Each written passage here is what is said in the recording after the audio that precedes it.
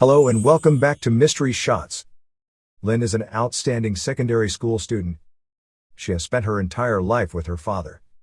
One day her father enrolls her in a new prestigious school, but she does not want to study there because the enrollment fee and other expenses will be extremely expensive. Lynn receives a scholarship from the principal as Lynn is intelligent and will be valuable to school. While taking photos for her ID, she meets Grace, a humble kid, but academically challenged girl. Since then, they've become good friends. Unlike Lynn, she is not particularly bright, but she excels in other areas, such as acting. During extracurricular activities in her school's library, she informs Lynn that the school has implemented a new rule that requires a general average of around 3.2 in order to pass the grade. Grace therefore tells her that she will certainly fail the test. Knowing that Lynn is a brilliant student, she asks her to assist her in the exam. Lynn finds that the exam is exactly the same as the questions circulated by the teacher during private tutoring sessions. She also looks at Grace, realizing that she cannot properly answer the questions. She decides to assist her by writing the correct answers on an eraser and passing it to Grace with the help of her shoes. They almost get caught by the teacher. Fortunately, Lynn overcomes the situation, and Grace receives a 3.87 GPA while Lynn receives 4.0 GPA. To express gratitude to Lynn, Grace invited her to the pool party to celebrate their good grades. There, Lynn meets Grace's boyfriend Pat, who, unlike Lynn, is very wealthy. Grace informs him that Lynn successfully assisted her in the exam. Then Pat offers her a large sum of money to assist him and his friends in cheating on another exam. Although initially hesitant, Lynn accepts the offer after learning that the school secretly collected extra fees from her father, who earns a modest income as a teacher. She quickly devises a system of hand signals based on specific piano keys. Lynn will press the keys in a pattern that represents the letters A, B, C, and D. Others only need to remember the pattern and choose the correct answers. As a result, her clientele eventually expands. She buys her father a new shirt with the money she earned. She keeps everything hidden from her father, pretending she made money from teaching piano lessons. Bank, another bright student in the school, has always been Lynn's rival. He also receives a scholarship from the school because he comes from a poor family. He has a different personality than Lynn. He is very honest and he does not tolerate exam cheating. Later he is paired with Lynn in a competition, which they win. Following that, they are called up by the principal, who informs them that they are eligible to apply for a scholarship abroad. However, there is only one slot available, making them rivals. When Bank gets home, he discovers that the washing machine is broken, forcing his mother to hand wash the clothes. He offers to help his mother wash clothes. Tom, another student, approaches him the next day. Tom informs Bank that he did not attend school yesterday due to illness, and he then offers Bank some money to assist him in the exam. However, Bank has undoubtedly refused it. During the examination, Bank accidentally notices Tom looking at Lynn's paper. Then he decides to warn Lynn about Tom's activities. Lynn, on the other hand, is already aware of it. Tom approached Lynn and convinced her to help for extra money. Following that, Bank warns the teacher as he submits his answers. But the teacher is unconcerned because the test is divided into two sections to prevent cheating. Meanwhile, Lynn completes her exam first, as she simultaneously sends answers to her friends via hand signals. While the teacher is not looking, she takes advantage of the opportunity to exchange her paper with Tom, which is set B, and quickly answers all of the questions on set B.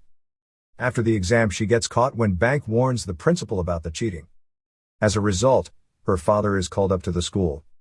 The principal informs her father of her actions. The school suspends her scholarship as punishment.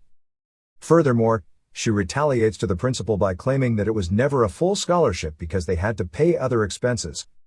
Because of what she has said, the principal has revoked her opportunity to apply for an international university scholarship. Automatically, Bank is now the sole applicant for the international scholarship. Bank regrets as he costed Lynn an opportunity by complaining. When Lynn returns home, her father is so disappointed in her that he refuses to wear his new clothes again. He also instructs her to return the money to her friends. Grace invites her again to participate in cheating. This time it is not a regular exam, but rather an international standardized test for university admissions known as the STIC. Grace also informs her that Pat's parents want her and Pat to attend Boston University. So passing the STIC test will prove they are eligible to study there. Lynn initially declines the invitation due to the difficulty of the test. But she eventually agrees after realizing that they can take advantage of the different time zones. They devise a brilliant plan the following morning. Lynn is eligible to take the test in Australia, where the test is held 4 hours earlier. Then she can pass the answers back to Thailand and sell the answers to other students who want to take the test. She also tells them that she can remember the majority of the answers. However, she requires assistance with the remaining answers. As a result, she requires someone with a capable mind to memorize the answers, which in this case is Bank. Besides that, she already knows that Bank will refuse the invitation due to his hatred of cheating. The night before Bank takes his scholarship exam, he is attacked by thugs in the street.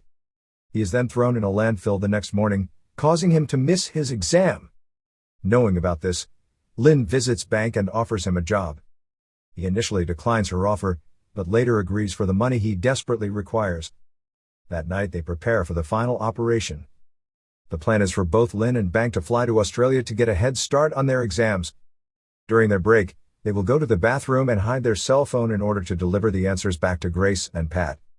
Meanwhile, Pat and Grace in Thailand will print out the answers and barcodes on pencils. The pencils will then be distributed to their clients who are participating in the stick test. Nevertheless, on the eve of their flight, Pat reveals that he is the one who ordered the thugs to attack Bank in order to force him to participate in their scheme.